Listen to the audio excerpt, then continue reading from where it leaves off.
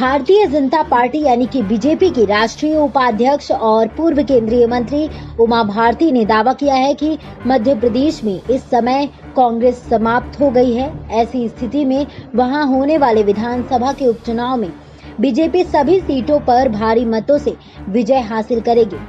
मध्य प्रदेश की पूर्व मुख्यमंत्री उमा भारती अयोध्या ढांचा विध्वंस प्रकरण में अपना बयान दर्ज कराने लखनऊ पहुंची थी। इस दौरान उन्होंने एक विशेष बातचीत में कहा कि कांग्रेस और बीजेपी मिलकर वहां अब एक पार्टी हो गई है, इसलिए कांग्रेस खत्म हो गई है। उपचुनाव में दोनों दल एक साथ होकर लड़ेंगे, इसलिए मध्य प्रदेश की सभी 24 सीटों पर बीजेपी की जीत पर अब कोई शंका नहीं है। हाल ही में मध्य प्रदेश में हुए मंत्रिमंडल के विस्तार में सामाजिक संतुलन के मुद्दे पर उन्होंने कहा कि इस संबंध में उनके मुख्यमंत्री शिवराज सिंह चौहान और प्रदेश अध्यक्ष बीडी शर्मा से बात हो गई है। 1-2 दिन में दोनों लोगों से मिलकर इस मामले का समाधान निकालने की कोशिश करेंगे। ये पूछने पर कि आपका राजनीतिक वनवास कब खत्म होगा, उन्होंने कहा कि मैंने वनवास बिल्कुल नहीं ले रखा है। मैं बीजेपी के राष्ट्रीय उपाध्यक्ष हूँ, चुनाव नहीं लड़ा है। आप चुनाव लड़ने को राजनीति क्यों समझते हैं? भविष्य में चुनाव लड़ने की संभावना पर कहा, मैंने 2019 का चुनाव न लड़ने का ऐलान किया था और तब कहा था कि साल 2024 का चुनाव लड़ूंगी।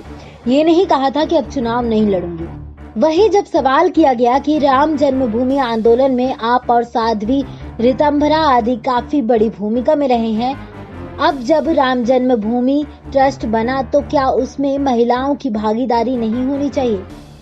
सवाल के जवाब में उमा भारती ने कहा कि जो ट्रस्ट होते हैं वे जेंडर के लिए नहीं होते, वे लक्ष्य के लिए है। क्या फर्क पड़ता है? ये सीताराम जी के लिए है, मुझे इससे कोई फर्क नहीं पड़ता है। इसमें साधु संत हैं। ट्रस्ट बहुत अच्छा है, मुझे बहुत खुशी है।